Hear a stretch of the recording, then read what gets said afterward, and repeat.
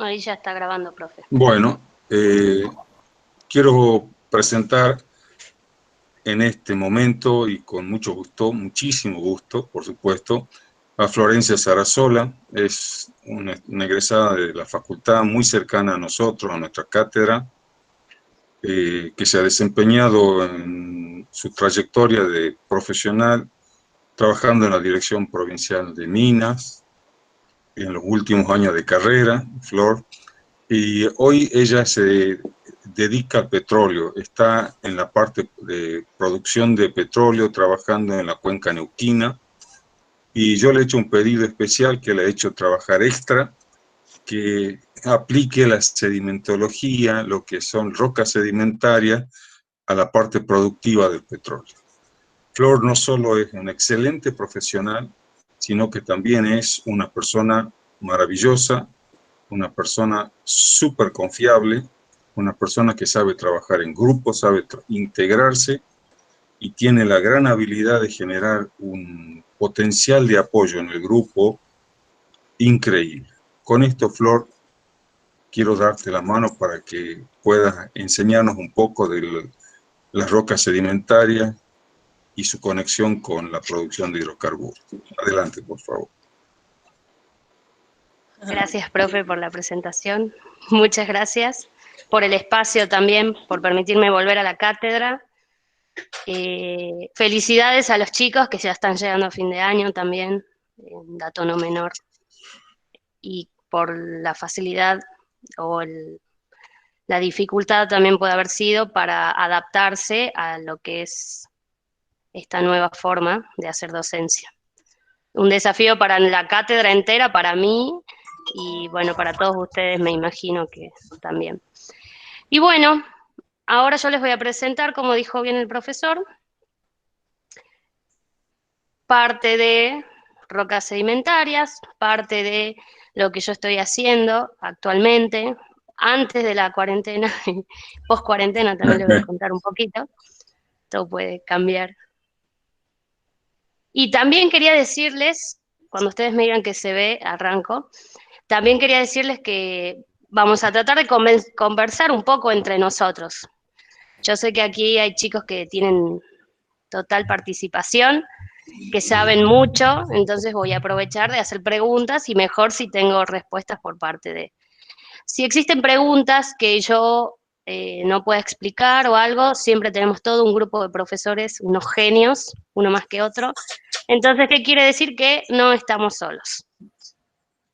Y bueno, me dijeron ahí que se ve, entonces arranquemos. Arranquemos poniéndonos incómodos. Les pido, todos los que están en el chat, que entren a este link que es www.menti.com. Ahí lo dejé en el chat para que hagan clic o lo toquen con el teléfono. Y ahí utilicen el código que figura en pantalla, 7395914.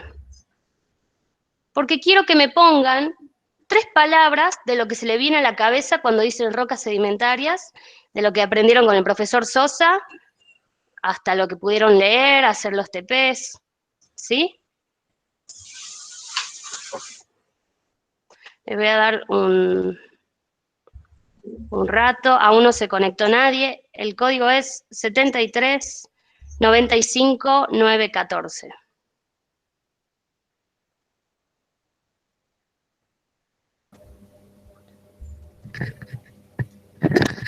El que no pueda conectarse puede hablar. Tal vez escribir en el chat, Florcita. Escribir en el chat también. Ya está escrito ahí el código. No, escribir las palabras que le vienen a la mente. Ah, ¿pero no se pueden conectar? No, digo para los que no se puedan conectar, simplemente es una opción más. Bueno. Vos decidilo, vos decidilo. Ya tengo 2, 3 escribiendo. Tengo gente. Vamos a presentar esa pantalla si quede. La idea es romper el hielo, distendernos un poco. Hay 5, son 40 y algo. Tienen que entrar a Menti, poner el código que figura acá. 6. Vamos a ir viendo qué dicen los chicos. Ajá. Siguen cargando. Buenísimo, porque estas palabras revelan conceptos. Erosión, diagénesis, acumulación, fósiles, petróleo, carbón, capas. Capas lo podemos relacionar con estratos, con láminas, dependiendo la escala, porque esa es la diferencia. Denudación, ya sé de quién viene esa palabra, hablamos de denudación. Cementación, sedimentos. Bien, y la palabra más clara aquí es sedimentos, es la más grande, la que todo el mundo pone. Meteorización, bien. Tenemos un concepto entonces previo, para los chicos que contestaron, muchas gracias. Previo, era modo de refrescar, de hacer un refresh de esto. Bien. Bueno, entonces con este pequeño check-in, ahí sí sé que más o menos tienen algo de contexto, como lo dio el profesor la clase pasada. Y ahora les traigo mi presentación. Gracias a los que contestaron. Bueno, esta imagen ya la vieron, ya la estuvieron viendo en todas las clases, el ciclo de las rocas, y en esta imagen podemos determinar procesos. Si se acuerdan, tenemos procesos endógenos, que son todos aquellos procesos que dan origen a rocas, al producto que van a ser las rocas. En los procesos endógenos teníamos rocas ígneas y rocas metamórficas. Y ahora vamos a hacer más hincapié en los procesos exógenos. Todos los procesos que se encuentran sobre la corteza terrestre y que están a la intemperie por factores atmosféricos, temperaturas atmosféricas, presiones atmosféricas y por la acción climática, viento, lluvia, agua. Dependiendo la altura y la temperatura va a ser hielo, el agua en sus diferentes formas. Vamos a ver también refrescando las diferentes maneras de yacer de esos procesos. Bueno, otro repaso más, el origen de las rocas sedimentarias se da por estos procesos: meteorización, el desgaste de la roca in situ. Y cuando es in situ, no hablamos de sedimentos, sino que hablamos de regolito. Cuando surge el desprendimiento, la erosión y el transporte por un medio, ya sea el aire, el agua, el hielo, la gravedad, ahí aparece el nombre de sedimento, cuando este principal material de la meteorización salió de su lugar, se llama sedimento. Y, como pueden ver en esta imagen, se transporta hasta que se ve interrumpido ese transporte a una cuenca. En este caso, tienen la característica de ser superficies cóncavas, donde con el avance del transporte se deposita y surge lo que es la acumulación. Grandes rasgos, ya lo explicó el profe súper bien. Con respecto a la clasificación, de aquí surgía el tema de la presencia o no de clastos. Esos sedimentos, una vez que se diagenizaron, se van a llamar, en el producto, en la roca, se van a llamar clastos. En la roca puede haber o no puede haber clastos. Entonces, la simple y la más básica de las clasificaciones es clásticas y no clásticas. Las no clásticas son aquellas que tienen por encima de un 40-45% de componentes químicos. Y estas pueden ser evaporitas, ya lo saben, o por precipitación, ya sea yeso o algunas calizas de ambientes kársticos. Recuerdo que el profesor hablaba de las estalagmitas y las estalactitas. Y también surge este otro tipo de rocas no clásticas y que están formadas por la acción de algún organismo. Entonces pasamos a llamarlas orgánicas. Es súper intuitiva la clasificación. Con respecto a las clásticas, el profesor nos mostró este gráfico, esta escala, digamos, de Huden-Wentgur. En realidad este de Huden. Wentgur después agrega otro término, pero, en fin, se clasifica según el tamaño en milímetros de cada clasto que compone la roca. Entonces, ahí divide 4 límites, los más grandes, los más apreciables, límites clave tanto para desenvolverte en las rocas clásticas como para un final, como para un parcial, como ser entre 250 milímetros y 4 milímetros vas a tener las cefitas, que pueden ser brechas o conglomerados. Eso va a depender de qué tan redondeados sean los clastos, ¿sí? Brechas son clastos angulosos y conglomerados son redondeados. En este caso, predomina más, a mi visión, lo que serían redondeados.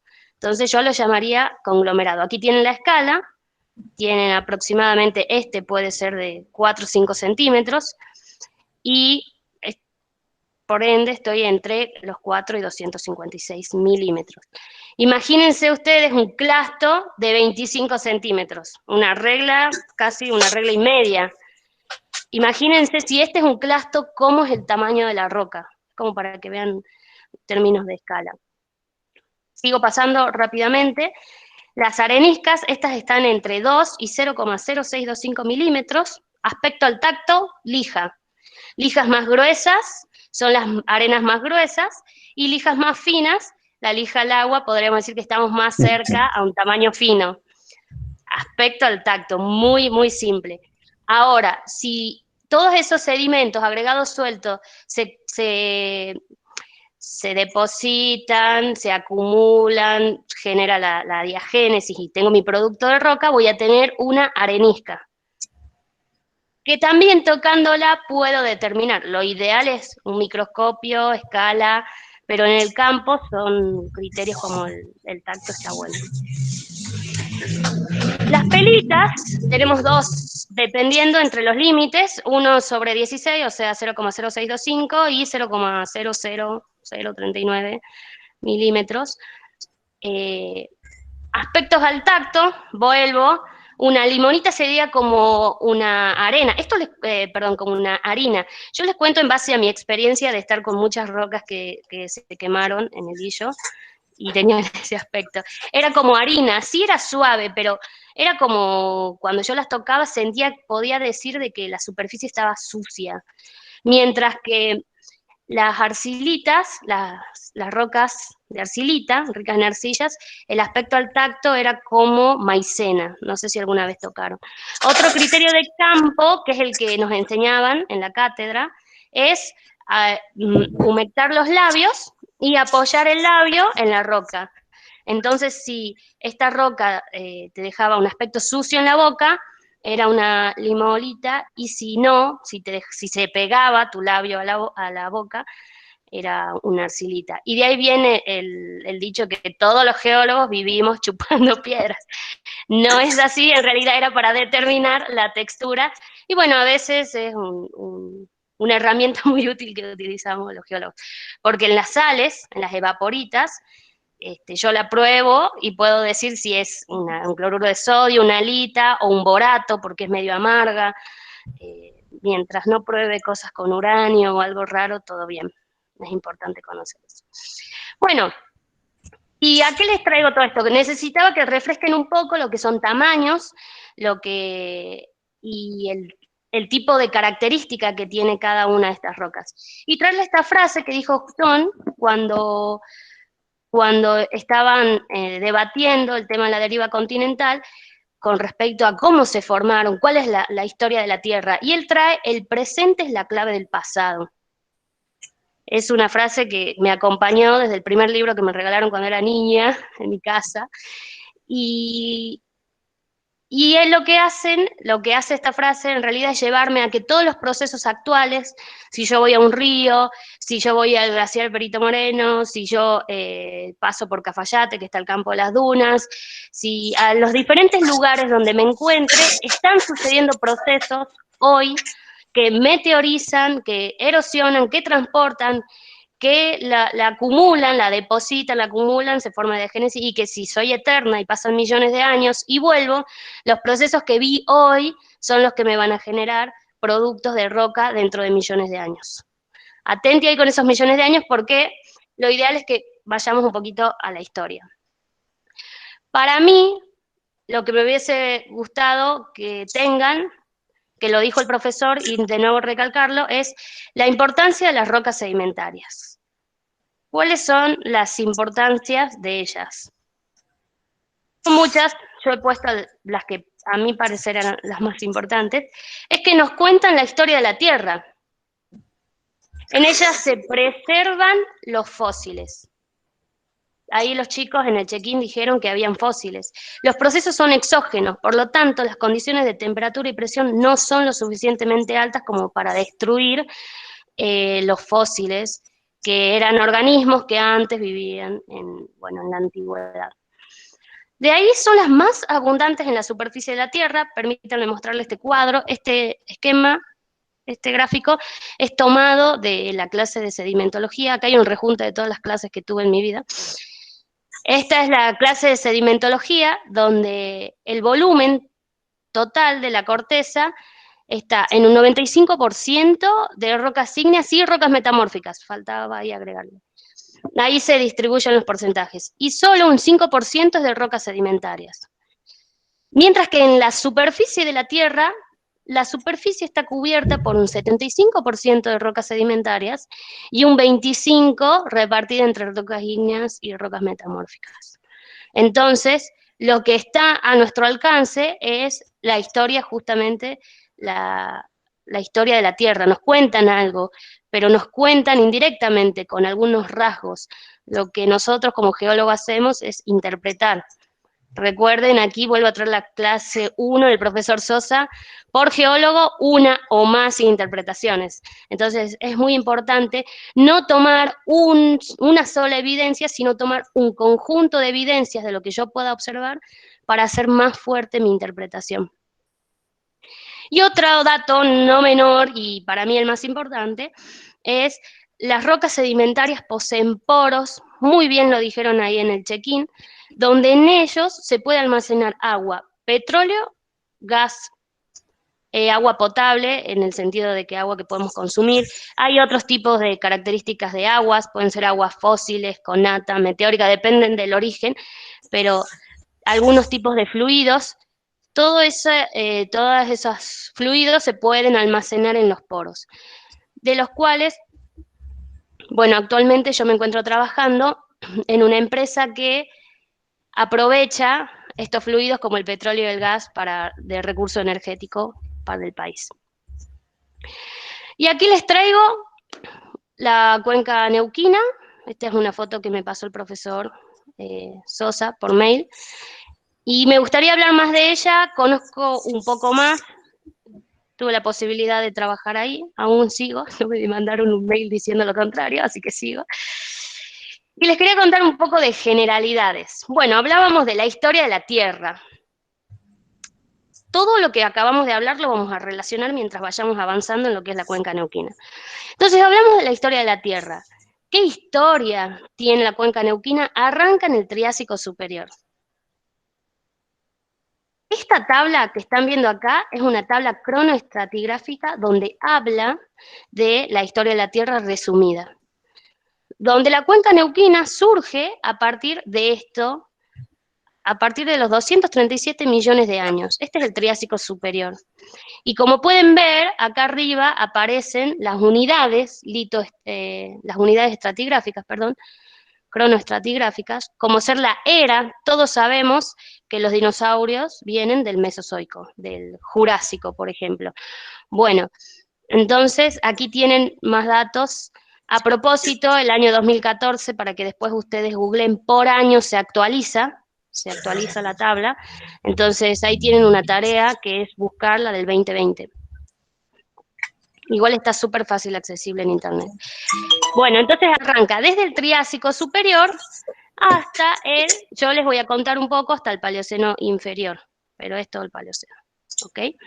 Bien, otra generalidad que tiene es que es una cuenca de 6.000 metros de espesor. ¿Se acuerdan cuando yo les dije que habían procesos que transportaban, se depositaban y con el pasar del tiempo se acumulaban?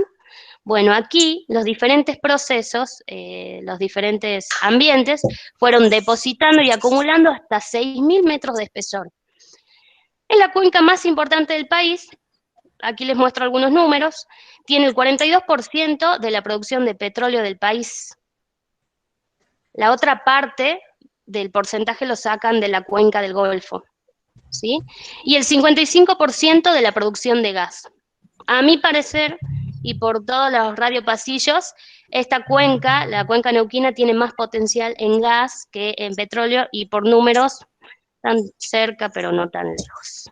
Bien. Bueno, aquí está. Entonces, mi propuesta del día de hoy era un poco traerles la historia y contarles cómo fue, porque ustedes ya vieron Wilson, ya vieron el ciclo de las rocas, entonces cómo fue variando el continente con el pasar del tiempo. Y si varía el continente, varía el clima, varía el ambiente, varía las disposiciones, varía todo. Entonces, era contarles un poco eso. Ahora, si me quieren compartir en el chat, voy a utilizar el recurso que me dijo el profesor Lencina. ¿Qué se les viene a la cabeza cuando digo petróleo? Utilicen el chat, no vayan al Menti. O si quieren sacar el micrófono, también está perfecto.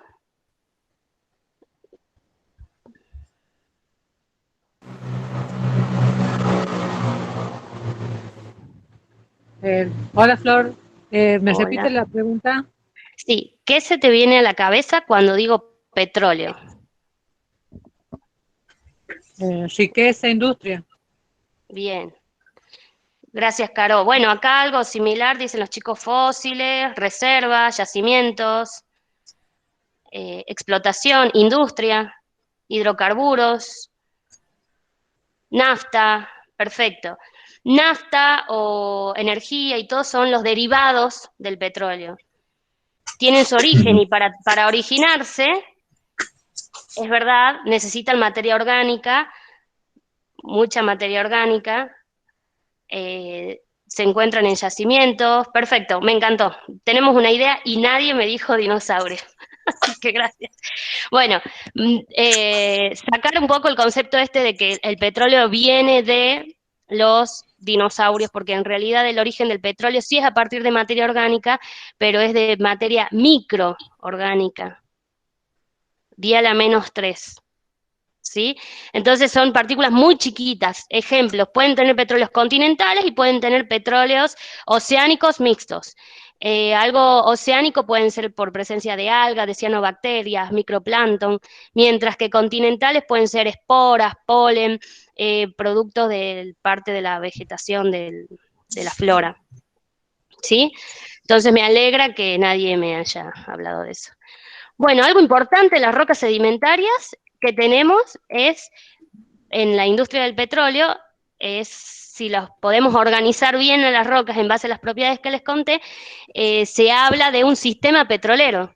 El sistema petrolero son diferentes rocas que cumplen una función durante la formación del petróleo, durante el almacenamiento del petróleo y durante el tiempo de reserva, o que yo lo voy a guardar a lo largo de los millones de años, hasta que, en mi caso, venga la empresa YPF y pueda hacer una perforación y extraerlo.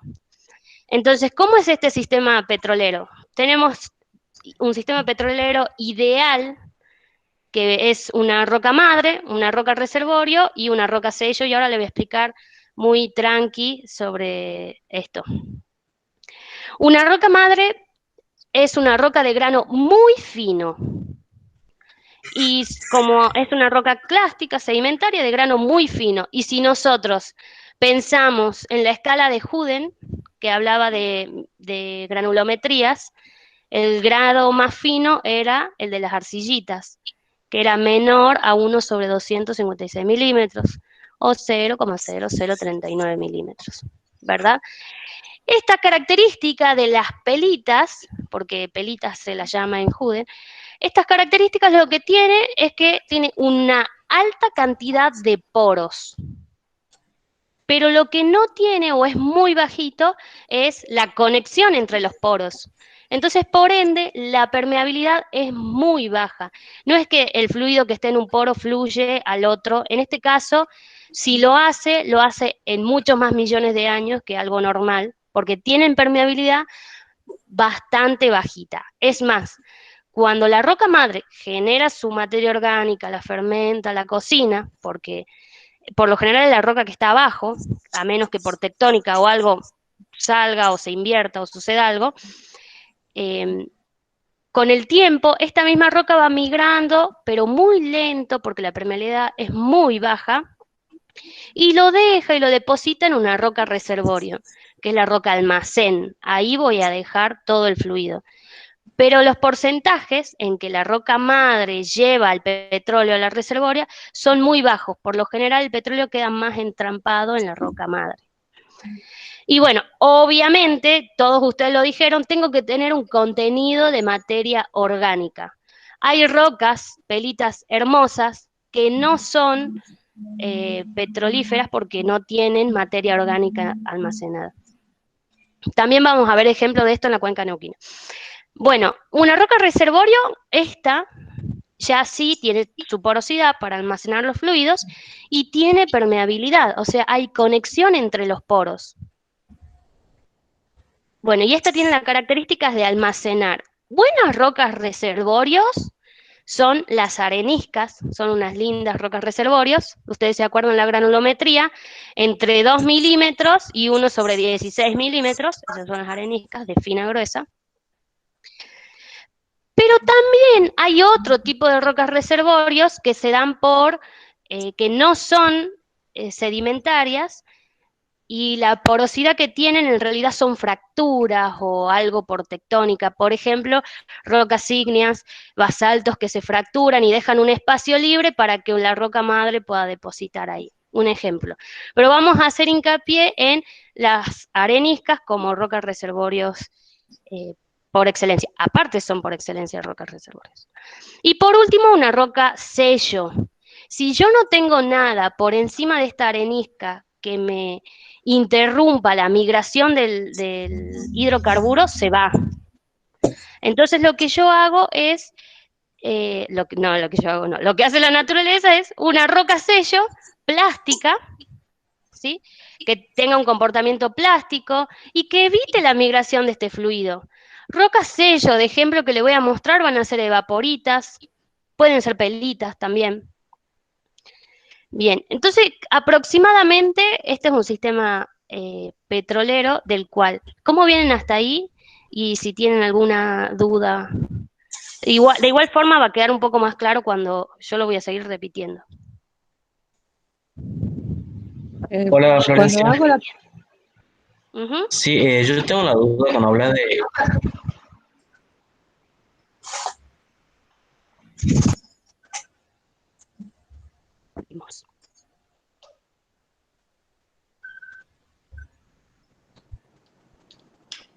Te escuchamos, Mateo. Sí, que justo... Cuando hablas de comportamiento plástico de la roca sello, ¿qué sería un Bien. comportamiento plástico? Bien. Justo me saltó el chat de Maricú. Maricú, ahí voy a poner ejemplo de dónde se encuentra. Y con respecto al comportamiento plástico es cuando hay una deformación tectónica o de factores externos, X, falla, algo así. En el caso de un comportamiento plástico, la roca no se fractura, se deforma conjunto a ello. Entonces, sigue teniendo sus propiedades. En cambio, una roca frágil tiende a fracturarse y generar esos espacios.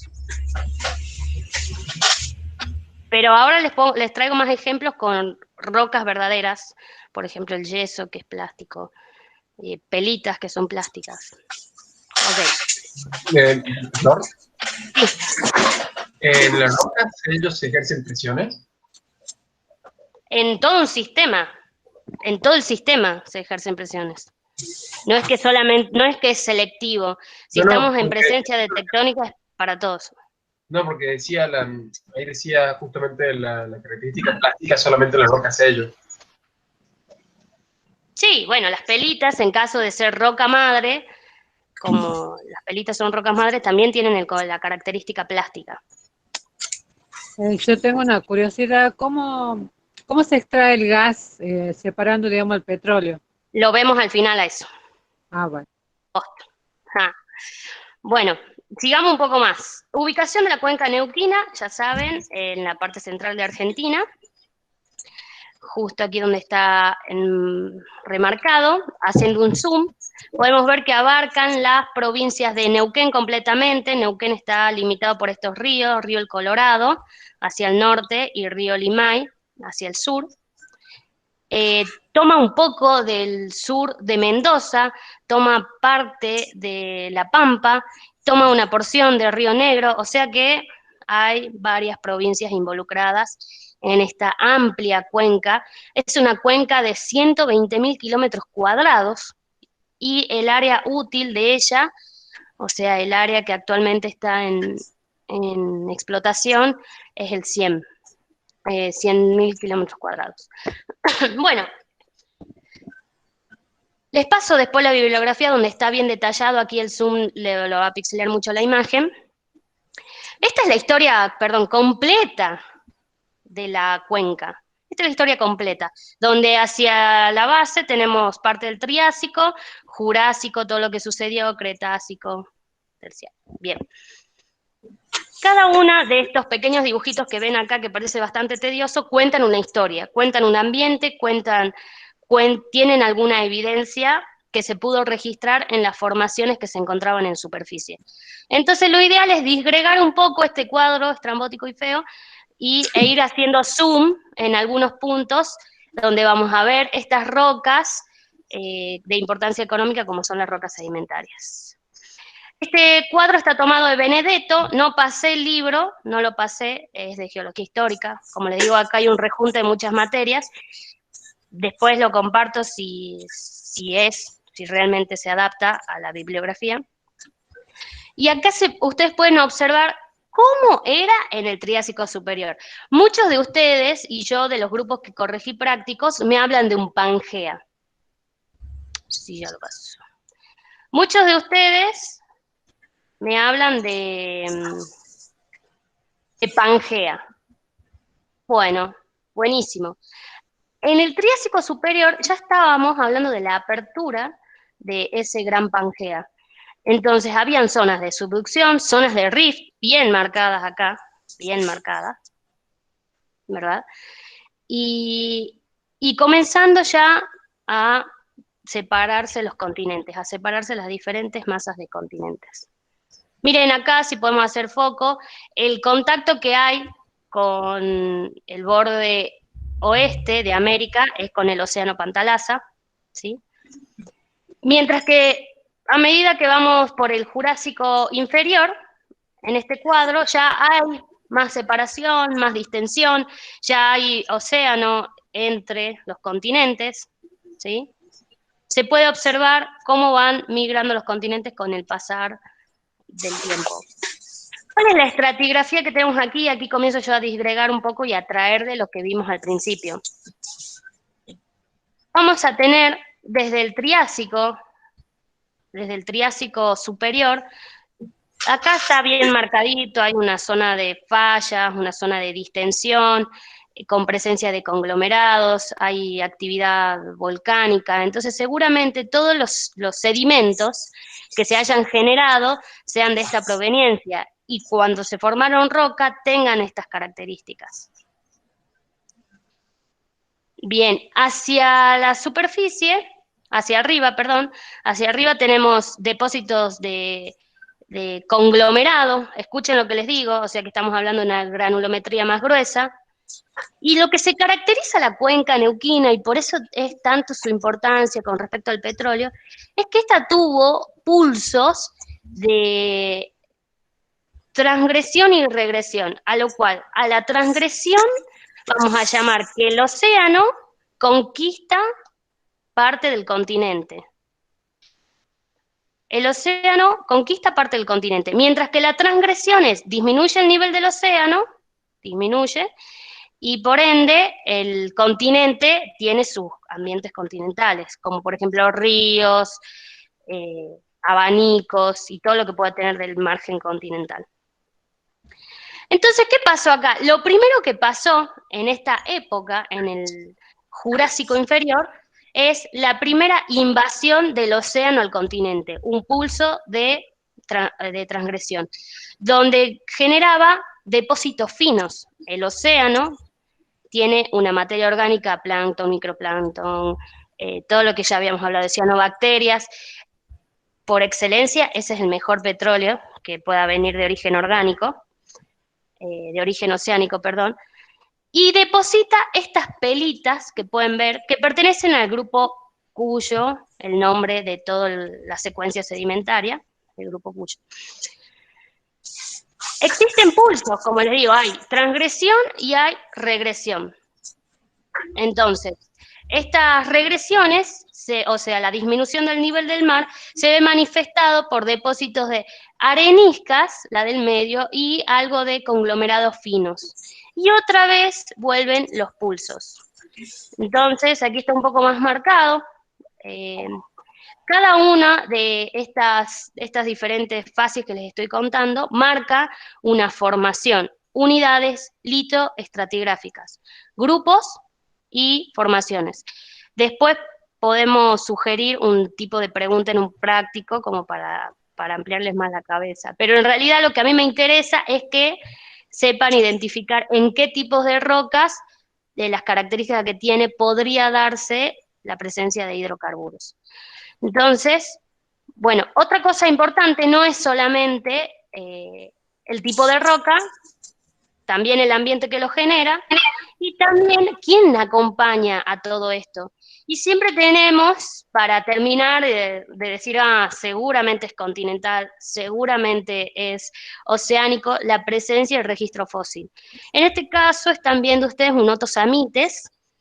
Un otosamites es característico del Triásico superior, es un morfogénero. Morfogénero se llama a los fósiles muy iguales y similares a los helechos.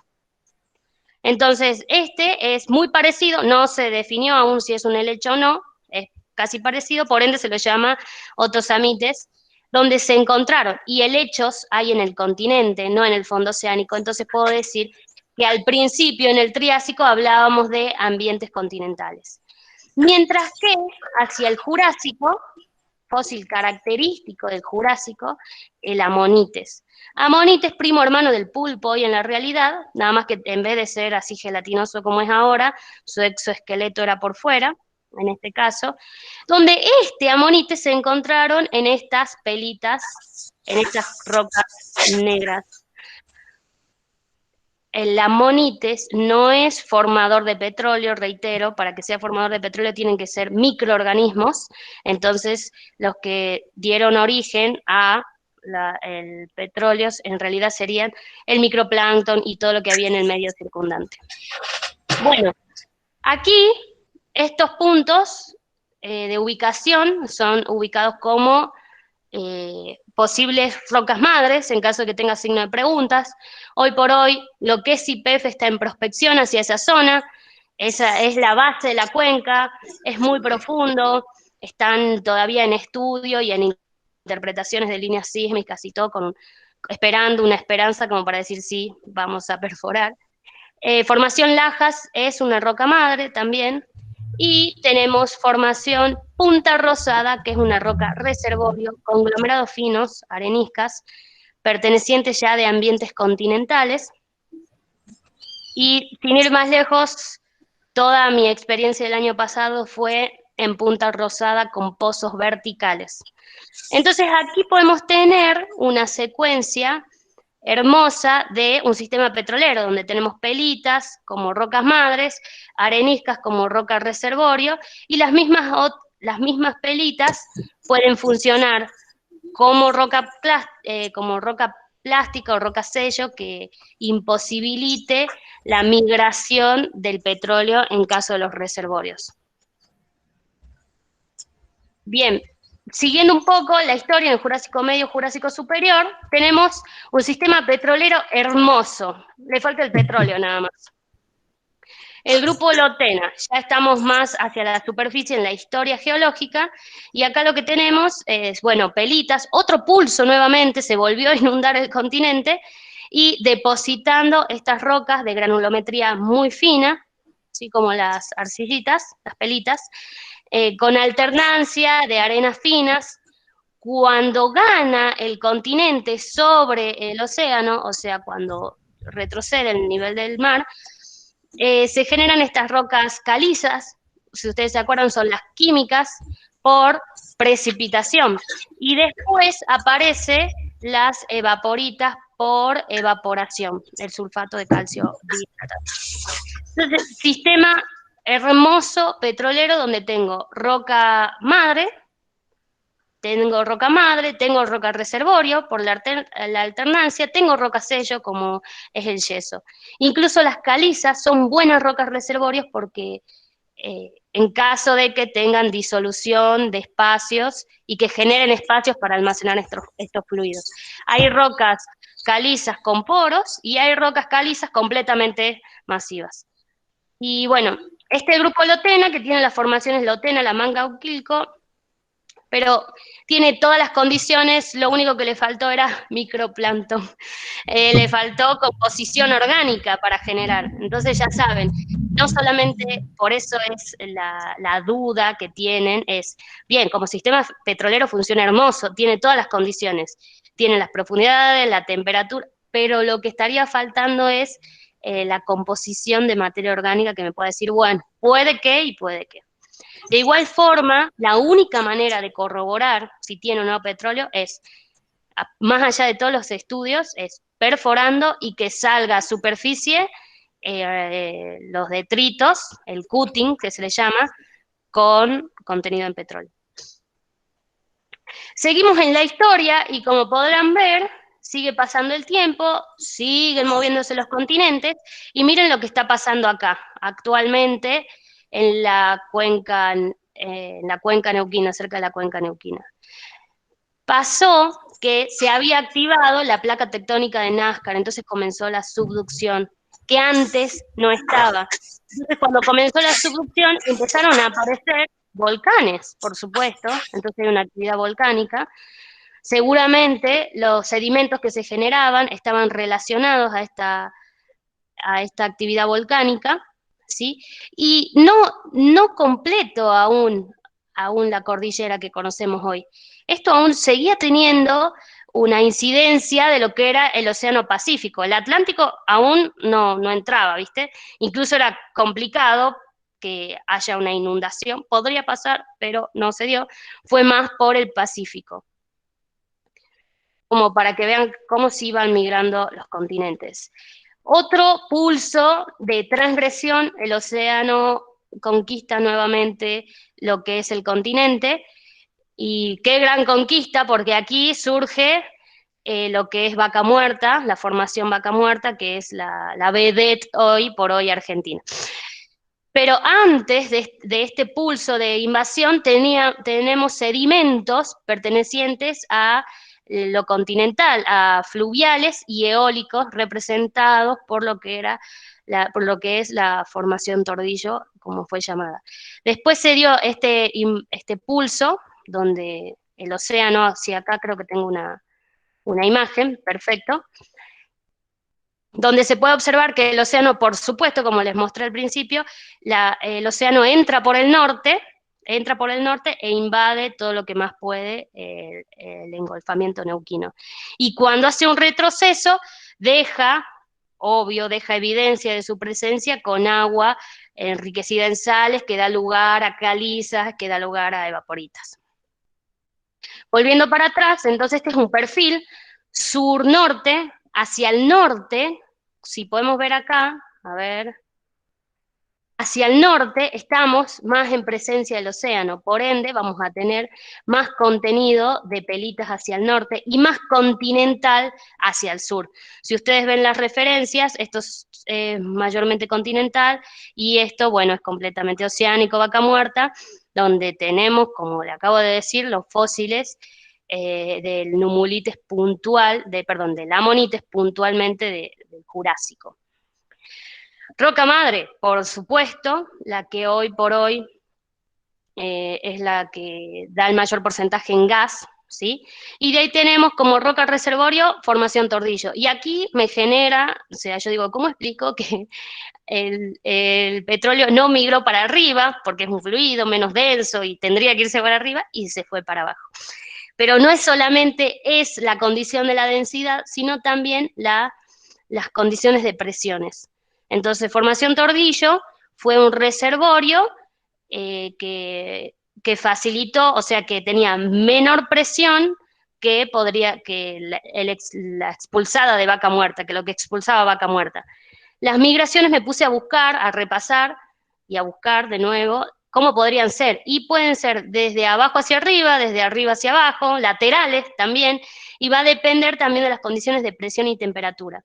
Entonces, una de las recargas importantes de Tordillo fueron de Vaca Muerta. ¿Cuánto? Lo que es el 20% de Vaca Muerta se fue aproximadamente a Tordillo, otras hacia zonas superficiales, pero completamente Vaca Muerta quedó ahí. Entonces podríamos decir que Vaca Muerta también es un reservorio porque liberó muy poco. Y aquí, este es un sistema petrolero no convencional, no como los que veníamos nombrando, este es un sistema que va a tener un trabajo diferente, porque Vaca Muerta es una pelita, mucha porosidad, baja permeabilidad, y si yo quiero explotar eso, tengo que generar algún método que pueda conectar esos poros que no están conectados, generar una permeabilidad artificial. Y vamos a hablar un poquito de lo que es este sistema de explotación no convencional.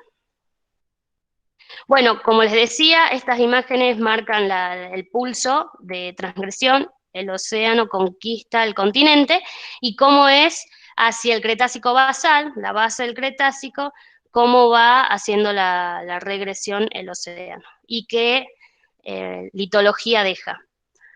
Bueno, en el Cretácico inferior sucede exactamente lo mismo, pero ya los pulsos son menores. Comparando las imágenes, estas imágenes las tomé de clase de Geología Argentina, me parecían las más didácticas.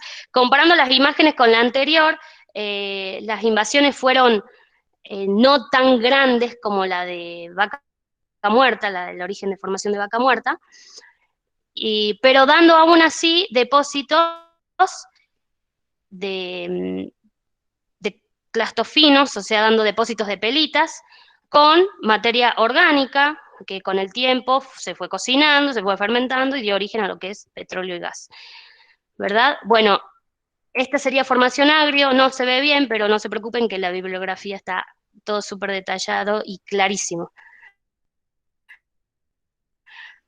¿Qué encontraron en el Cretácico inferior?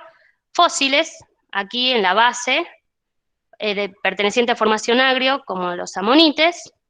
Esto ya es más jurásico, digamos, es jurásico en transición, y también encontraron este tipo de bivalvos o moluscos, como quieran llamarlos. En paleo sufrirán más. Bien, al Cretácico superior, si ustedes observan, otra vez una imagen tomada del Benedetto, Geología Histórica, ya súper separados los continentes, súper distendidos, y acá se cerró la conexión con el Pacífico y tenemos una protocordillera de los Andes, porque por supuesto siguió evolucionando hasta lo que hoy tenemos, pero se cerró completamente y ahora vamos a tener incidencia del Atlántico.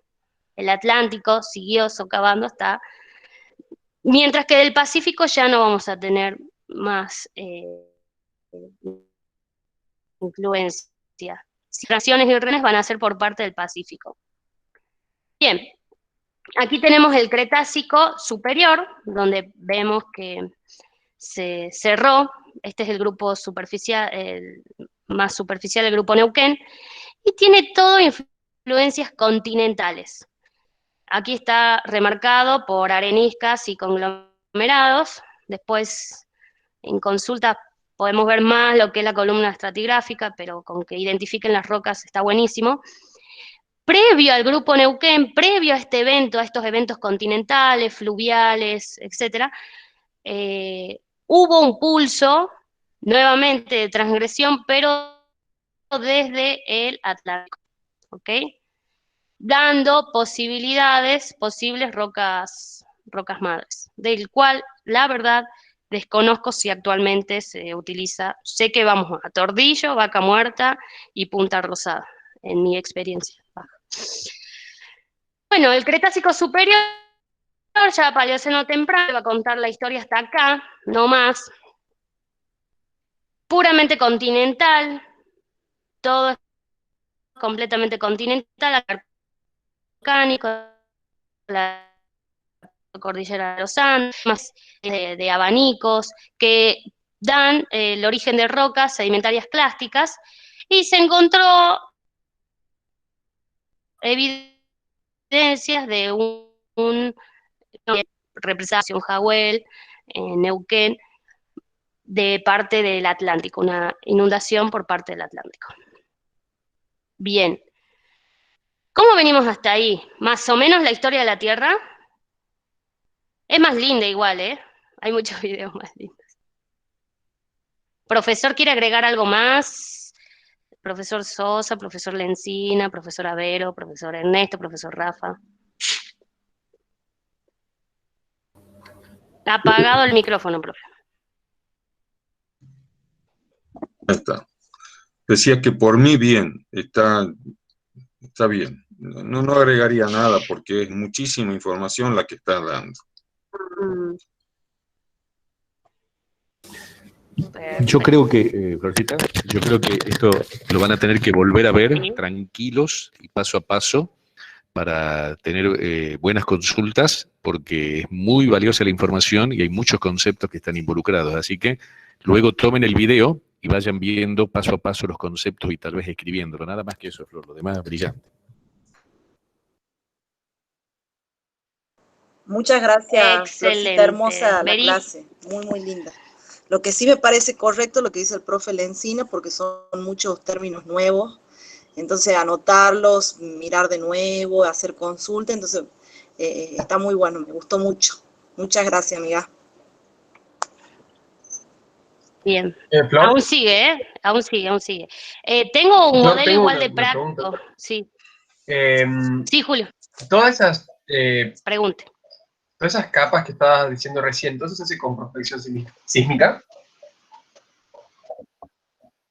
Ahí vamos, exacto. Ahí vamos y te cuento un poquito de la operativa para llegar a entender todo esto y a conocerlo así. Bien, continuamos un poquito. Bueno, esto era tipo de pensando que no iba a quedar tiempo. Bueno, en el área donde yo estoy, en la parte de la industria en realidad, del petróleo, hay divisiones, entre ellas está el área de exploración, que es donde se trabaja toda la investigación del yacimiento, del cual creo yo que puede tener potencial de hidrocarburos, ¿sí? Después está el área operativa, donde está la perforación y la terminación del pozo para la extracción, y después está el área de producción, que es todo lo que extraigo, ellos lo transforman, lo retrabajan y dan los productos finales, como nafta, fuel oil, el jet A1 para aviones, el fuel para barcos, nafta para los autos, gasoil, el GNC, y bueno, todas esas historias. ¿Verdad? Entonces, un poquito de la exploración de hidrocarburos, que mi sueño, poder estar ahí. Bien, es, aparte de la recopilación de información de geología de superficie es ir a afloramientos del lugar. Afloramientos, ya saben, son porciones de roca a la intemperie por tectónica o por algunos otros procesos. Entonces, en estos afloramientos, hacer la descripción de lo que estoy viendo. Descripción, no interpretación. Mientras más verdadera sea la descripción y menos interpretaciones tenga, mejor, porque así cualquiera, el profe, yo y cualquiera de los que estén aquí, lee la descripción y tiene su propia interpretación, ¿verdad? De ahí viene el trabajo de geólogos y geofísicos a la hora de hacer muestreos, análisis de imágenes satelitales y determinados tipos de prospección. ¿Qué es prospección? Es utilizando sensores, ya sea satelital en un avión o geófonos, o cualquier tipo de sensor, para ver las características que hay en profundidad. ¿sí? Las características de la roca. ¿Y qué es lo que veo en caso de que yo haga una sísmica? ¿Qué es una sísmica? Si podemos ver el dibujito, acá tenemos, yo les explico. Una cosa, este es un vibror, que emite un pulso, le da un golpe, no sé cuántas toneladas debe tener, pero le da un golpe a la superficie de la Tierra y emite un pulso de energía. Y del otro lado, a una determinada distancia, tengo un camión, un van, sería un lugar donde recolecto los datos, que tiene una ristra de geófonos. Esos geófonos lo que capturan es el tiempo de arribo de esas ondas.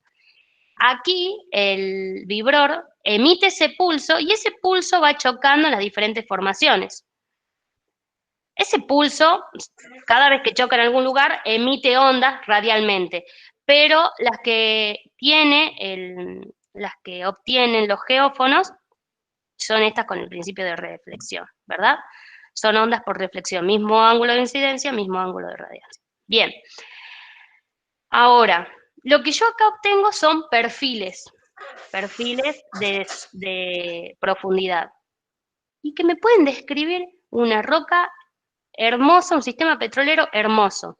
Reitero, que puede tener condiciones divinas, y si tengo evidencias en superficie en algunos otros recorridos en mi cuenca, que me pueden decir, esta roca que tiene este contenido, que la encontré en superficie, pertenece a esta, que está acá marcada en este perfil sísmico, ahí yo puedo llegar a decir, bueno, es potencial, etcétera, para la producción de. Aquí hacia el lado derecho de la imagen, tienen el mismo sistema sísmico, pero en realidad ya no son los geófonos libres, sino que tiene como una manguera, y adentro, si no me equivoco, le llaman anguila, y adentro tienen los geófonos, ¿sí? Para ver el fondo oceánico y por debajo del mismo.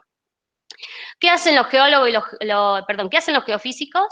Limpian estas imágenes sísmicas para que una vez limpita y hermosa pueda el geólogo de interpretación interpretar esas imágenes, dónde hay fallas, cuáles son las continuidades de los estratos entre comillas, porque en realidad lo que yo veo en esa imagen es el tiempo de arribo de las ondas, ¿sí? Pero se puede equiparar a posibles estratos. Se hace el muestreo de la roca, se hace todo un estudio exhaustivo, hasta que en un momento dicen, bueno, este es el proyecto, estos son los estudios. Estoy segura de que el profesor Sosa puede explicar mejor la parte de ondas sísmicas, y de ahí, de registros sísmicos.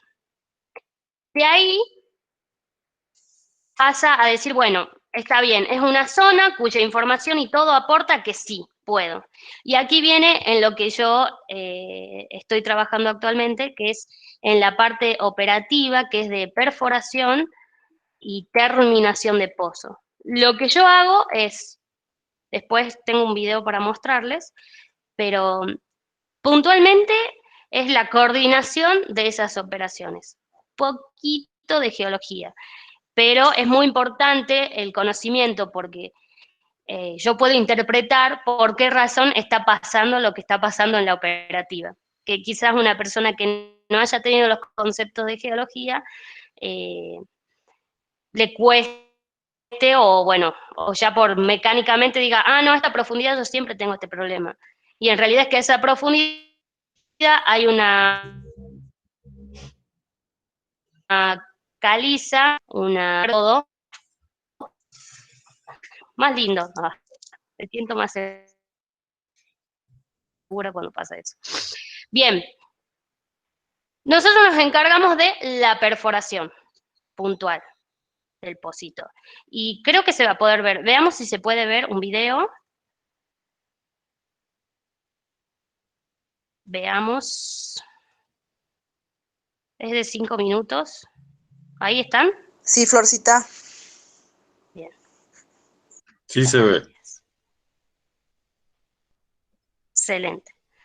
Bueno, aquí les voy contando. Estos ya son pozos que supuestamente lo que nos muestra el diagramita es que ya están produciendo, etc. Ahí lo que van a ver es un equipo que es el de perforación. A todo esto quiero contarles que los pozos en los que yo he estado, el máximo diámetro es de 13 pulgadas, 13 7 octavos, algo así. Una pulgada son 2,54 centímetros. Entonces, hablamos de una regla y algo, la tengo con la regla, de diámetro el máximo, y el máximo va disminuyendo, o sea, porque no es una sola tubería, pero tiene un modelo telescópico, ya lo van a ver, pero esto es lo máximo, entonces no imaginen que es un pozo gigante en el cual uno entra. Y lo que se manda son herramientas, y sepan la relación, 13 pulgadas, 3.000 metros de largo. Hay cosas más estrambóticas, esto es muy ideal. Bien, ese es el equipo, el que está arriba en superficie.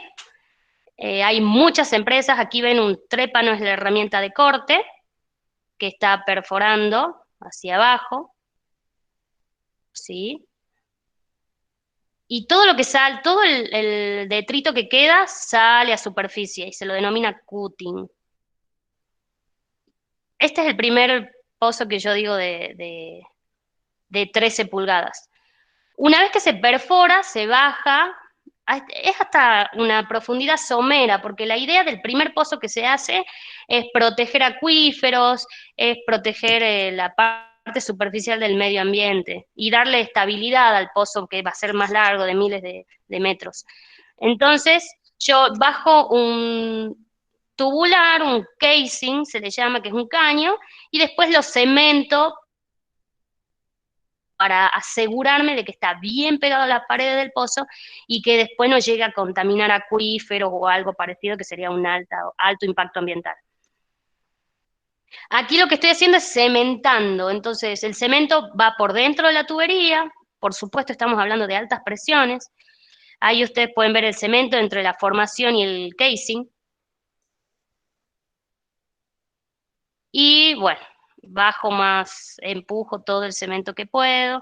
Después voy de nuevo con el trépano para poder seguir profundizando y tengo un pozo más estable. Lo que yo busco siempre es que el pozo no se derrumbe, las herramientas son muy caras, un minuto perdido son dólares perdidos, entonces es siempre velar por la integridad del pozo.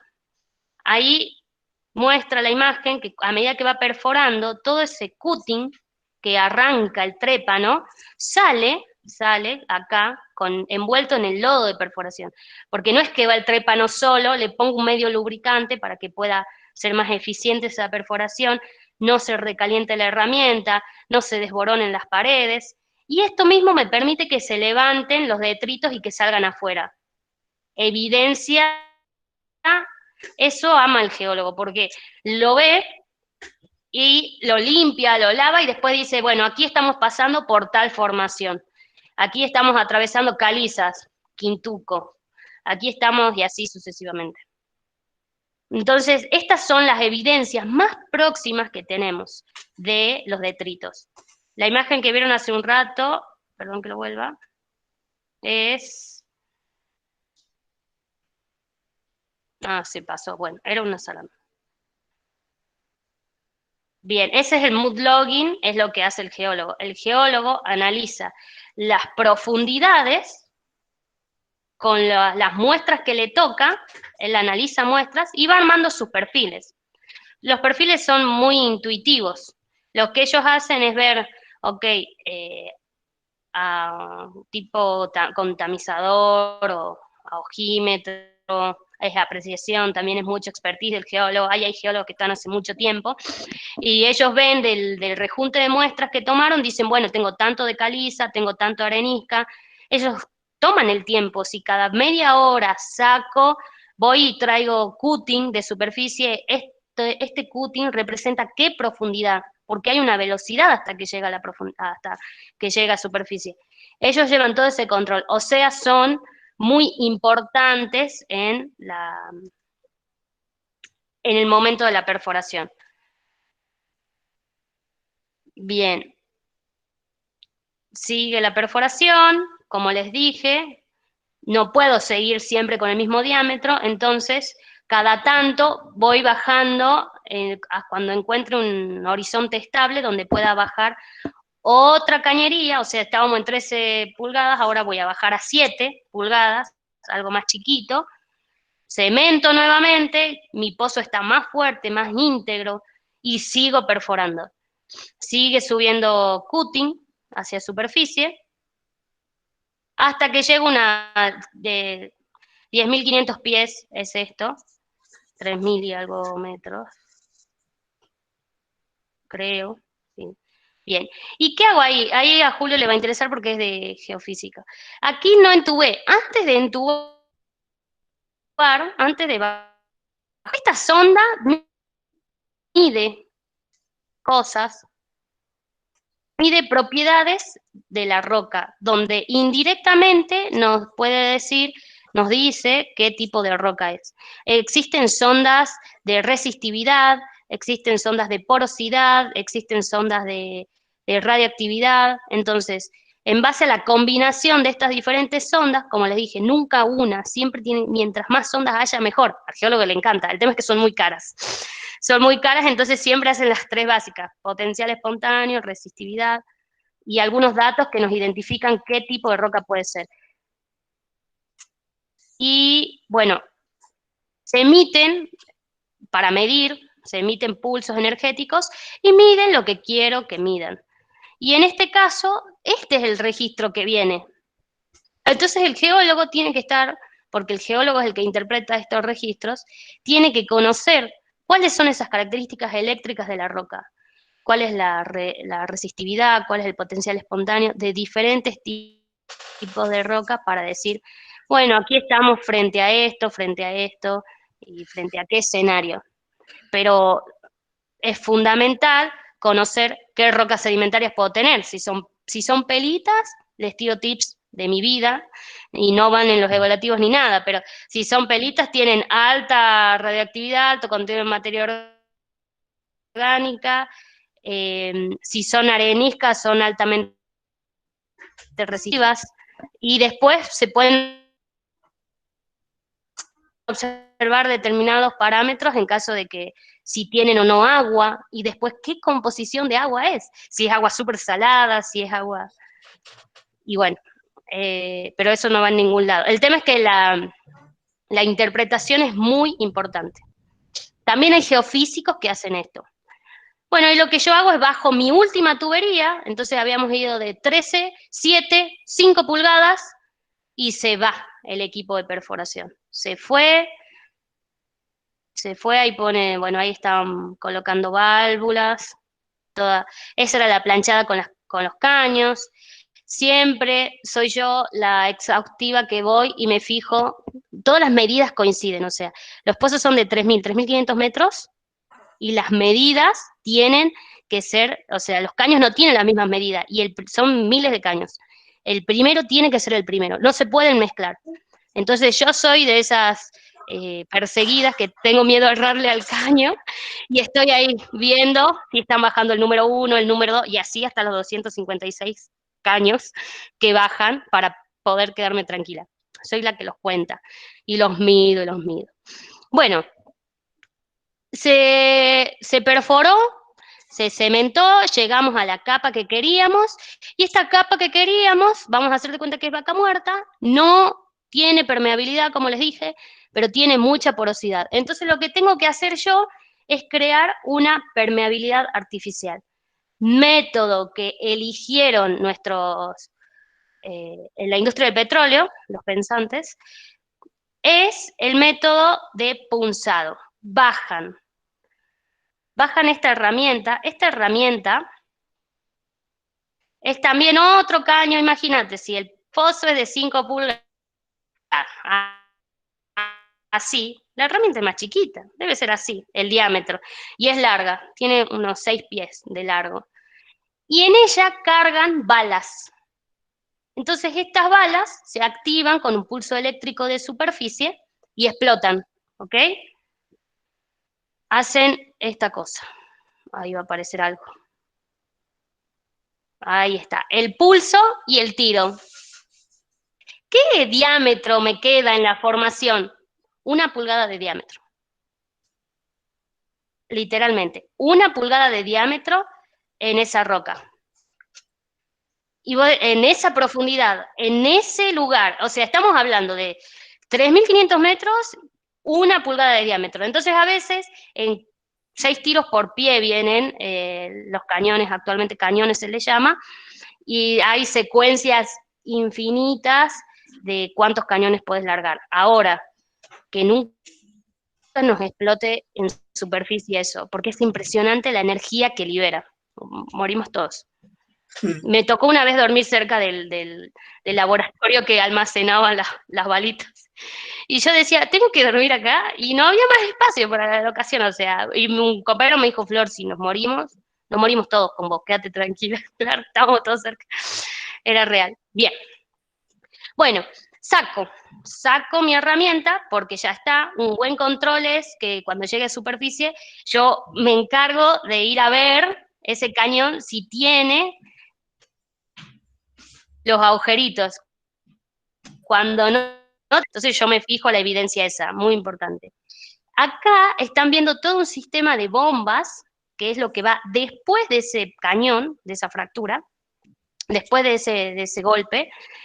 Todas estas bombas lo que hacen, acá hay un sistema de piletas que tiene agua, acá hay 2 camiones estrambóticos que mezclan, porque acá hay arena. Entonces mezclan agua y arena aquí, ¿sí? Y generan una pasta, más aditivos, otro tipo de aditivos, donde generan un líquido con arena que va a ir a la zona de alimentación, las bombas la van a tomar, van a comer eso, y lo van a mandar a elevadas presiones. Aquí está el pozo, miren de nada que es el pozo. Bueno, lo van a mandar a elevadas presiones, van a mandar agua y arena, con la idea de ¿qué? De generar una permeabilidad tipo arenisca, o sea, que tenga esa conexión tipo arenisca. Y ahí, bueno, está el set de fractura, que es el que se llama, inyecta el agua y la arena, y por supuesto entra en esos diámetros de pulgadas y comienza a fracturar la roca de esta forma muy ideal y hermosa. Hay fracturas que fallan, y miren cómo va migrando en esta permeabilidad artificial el petróleo hacia zonas de menor presión a superficie. ¿Qué hago ahí? Pongo un tapón. ¿Por qué pongo un tapón? Porque aún no terminé y quiero seguir haciendo lo mismo en capas superficiales que posiblemente tengan, en realidad no que posiblemente, que tengan hidrocarburos. ¿Vieron? Perfecto. Ahí arriba, bueno, mis pozos a los que he estado fueron todos verticales o dirigidos, también tipo verticales, con un ángulo de dirección. Entonces, este tipo de explotaciones para modelos de ambientes o de cuencas lenticulares, donde hay un estrato que tiene petróleo, arenisca, otro que tiene petróleo, areniscas después. Entonces, está bueno este sistema de fracturas, siempre empezando desde la más profunda hasta la menos profunda. Pero lo que hacen en Vaca Muerta, que es un amplio manto pelítico, es la perforación la llevan horizontal, y es una rama de 1.000, 1.500 metros, 2.000 horizontal, y toda esa rama horizontal está llena de estos pulsos, de estos cañones, que van inyectando arena y aprovechando todo el reservorio en lo que más se pueda. Seguimos.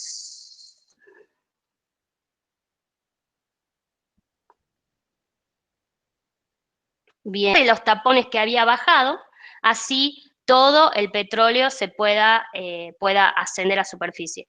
¿Y qué tengo arriba? ¿Sí? Esto pasa cuando la fuerza del yacimiento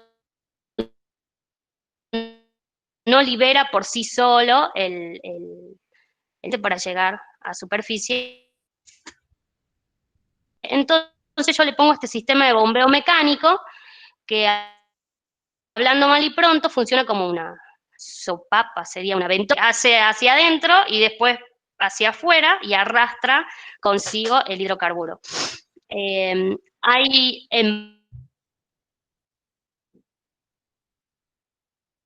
mosca muerta para explotaciones de gas. El gas sube naturalmente en unas válvulas para después llevarla a la refinería. En este caso, antes de las válvulas tenemos este bombeo mecánico. A ver si seguimos, no sé qué más sigue. No, y ahí quedó. Bueno, eso es más o menos lo que hago yo. Entonces voy a decir, ¿pero qué es todo lo que hace? Bueno,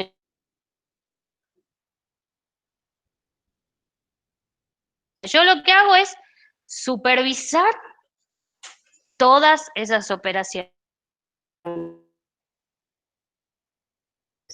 Conocimiento técnico de la parte técnica de, bueno, de este tipo de operaciones.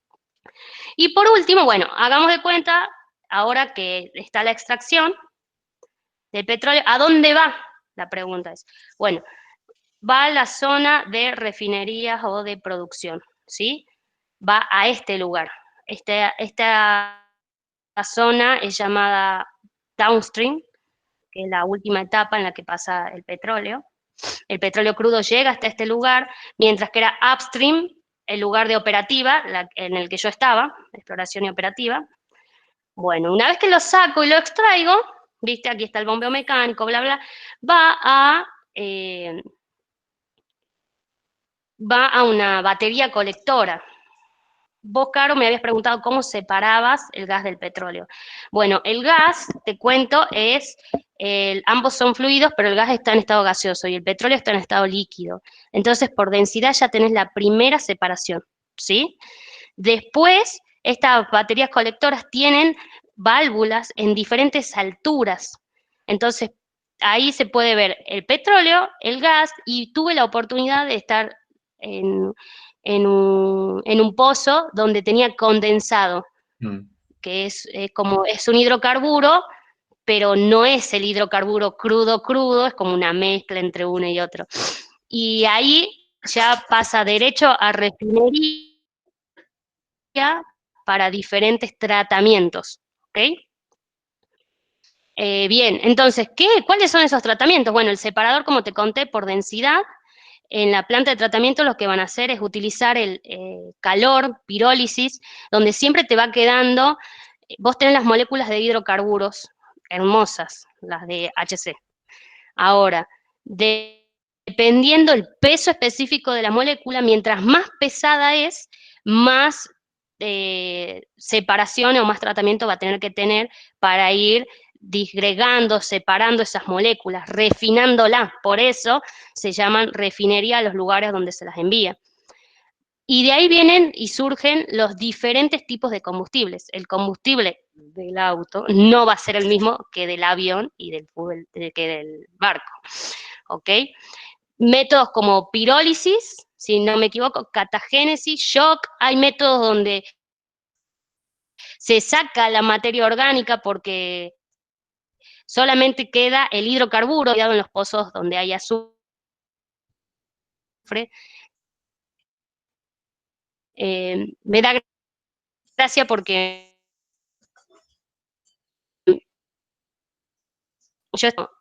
y bueno, yo sabía la geología y en ningún momento se hablaba por histórica, tampoco es de que podría haber sido súper letal, vos aspirás un rato y morís al toque. Pero eso sucedía en otro tipo de yacimientos y no en el nuestro. Pero claro, teníamos un personal que estaba muy asustado porque había vivido eso y era hacerle entender de que eso no iba a pasar. Entonces es muy importante conocer la geología y aparte, por esa razón, el diferente comportamiento con respecto a cualquier operación que le puedas hacer a la roca. Bien, y bueno, una vez que pasa por todo el tema de la refinería, salen los productos directos para la comercialización. De química, entiendo lo necesario como geóloga para entender una refinería, pero es bastante interesante todo lo que es el proceso que hacen internamente en YPF, que es el que pude llegar a ver, pero calculo que será el mismo. Incluso puedo decir que la cuenca neuquina tiene un tipo de petróleo donde necesita bastante trabajo para refinarlo. Entonces las maquinarias que hay acá son para este tipo de petróleo. El petróleo no es el mismo en ningún lado, porque la materia orgánica no es la misma en ningún lado. Entonces en algunos lugares vas a tener el petróleo más refinado, oscuros, negros, densos, y hay petróleos de colores, bueno, primero traslúcidos, amarillos, súper livianos, que se evaporan al toque y que tienen un rico olor a pintura. Yo los olí. Así que bueno, un poco contándoles lo que pasé, en lo que estaba antes de estar ahora en mi casa. Ahora me encargo solamente del área de certificación de todas estas empresas. La que perfora, la que tira los cañones y la que, bueno, yo le hago los tickets para que ellos puedan cobrar. Entonces, y hay varios que estamos así, los que estamos en el interior de Argentina. Bien, ¿en qué quedamos? Con respecto a sísmica, tenemos un especialista en sísmica acá, y me encantaría también escucharlo. Y con respecto a la parte operativa, estoy súper en las consultas, en las preguntas, y los escucho.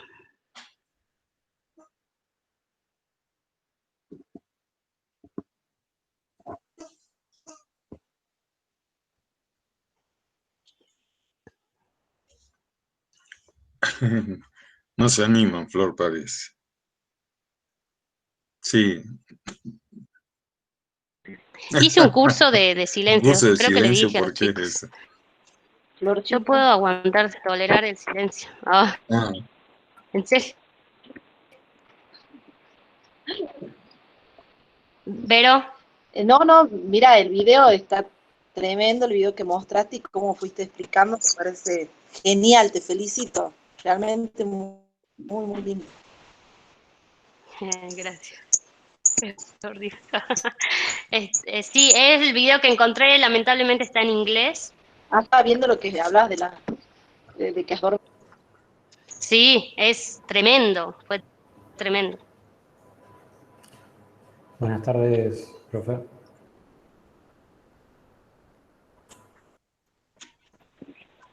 Buena. Una pregunta sobre los distintos petróleos, digamos. ¿En dónde están los mejores? Si se puede decir que haya algunos mejores a nivel mundial. Se cortó. Y yo me voy a la zona de guerra, por algo hay guerra. Pero en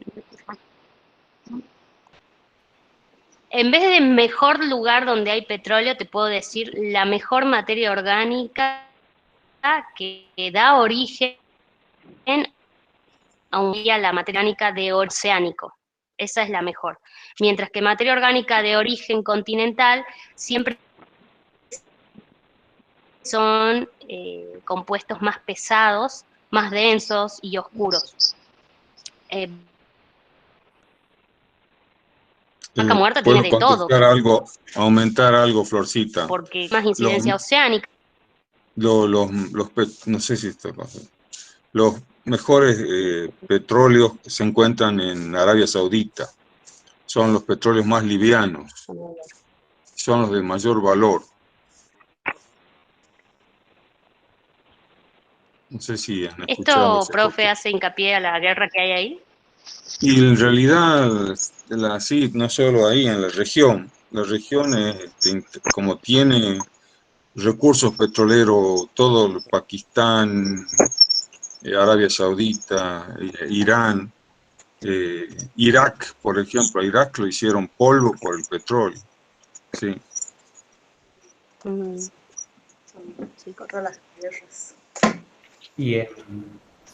Pero Arabia Saudita tiene los yacimientos más grandes. En algún momento formaron la famosa asociación que ellos comandan y controlan los precios del petróleo. Los rusos también tienen muy buenos petróleos, no tienen en cantidad, pero sí tienen mucho volumen de gas. Profesor, sí había escuchado eso de Rusia como proveedora de gas para Europa Central, digamos. Y claro, sí. Otra cosa, en nuestra región, o sea, en Sudamérica, el país petrolero que se me ocurre es Venezuela, pero ¿tienen mucho para hacer Sudamérica o tienen mucho de verdad, digamos? No, no, tienen mucho de verdad. Tienen la mayor cantidad de reservas declaradas. Tal vez por eso también es la movida del piso a Venezuela por el interés de los yacimientos de los venezolanos, que los privatizaron, los nacionalizaron a todos. Con muy mal manejo por parte de ellos, ¿no? No importa, pero lo... Sí, sí, la cuestión es muy compleja, pero yo quería ver lo geológico, o sea, la base, No, digamos. sí tienen las mejores reservas. Se habla que se disputan entre está Venezuela y los países de Arabia en la cantidad de reservas.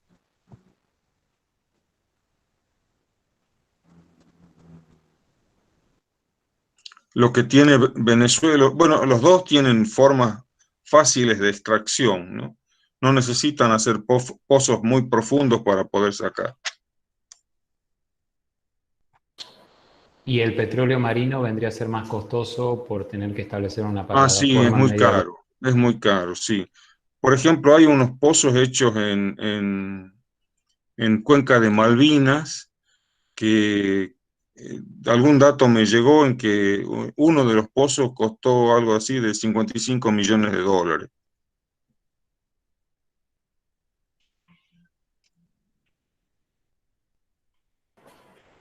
Sí, es otra técnica, digamos, más costosa. Necesitan plataformas en mares muy complicados, mares que son muy agitados.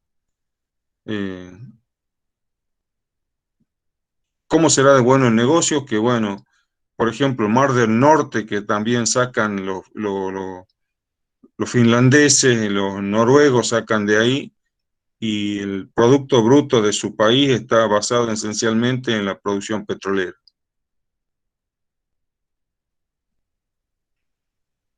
Gracias, profesor, y gracias, Florencia, muy buena clase. Florcita, sí, excelente. Gracias. ¿Por qué es tan contaminante el petróleo? ¿Por qué es tan contaminante? Sigo con trabajo yo, ¿eh? No, mentira. No, está bien. En realidad yo creo que cualquier cosa que vos modifiques dentro del ambiente natural va a producir impacto. En el caso del petróleo es como decir, tiro el aceite de la cocina y lo tiro ¿a dónde? Son difíciles de degradar. Eso es lo que pasa. Son materiales que tienen... ¿Puedo aportar, profesor? Sí, claro. Más allá de la química, también está el estado, porque es líquido. El gas se dispersa en la atmósfera y da vueltas. En cambio, el petróleo lo vas a tener flotando ahí sobre se dispersa más lento, porque es líquido, que el gas, que es gaseoso. Sí, hay materiales que tienen un potencial de contaminación muy alto y el petróleo es uno de ellos, ¿no?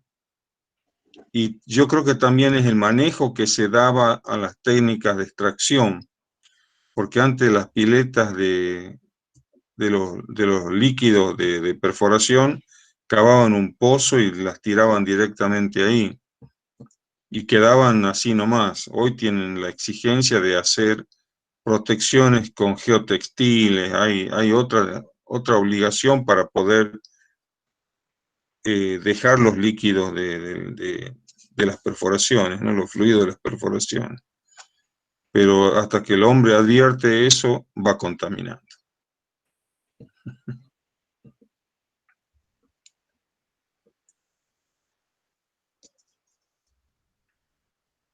Los otros chicos no tienen preguntas. El tema que ha presentado Florencia es un tema muy interesante, lo ha presentado muy completo, una integración de información de la evolución geológica, del tipo de cuenca y más la industria del petróleo, que es lo que... El horizonte que encuentro petróleo sería el último.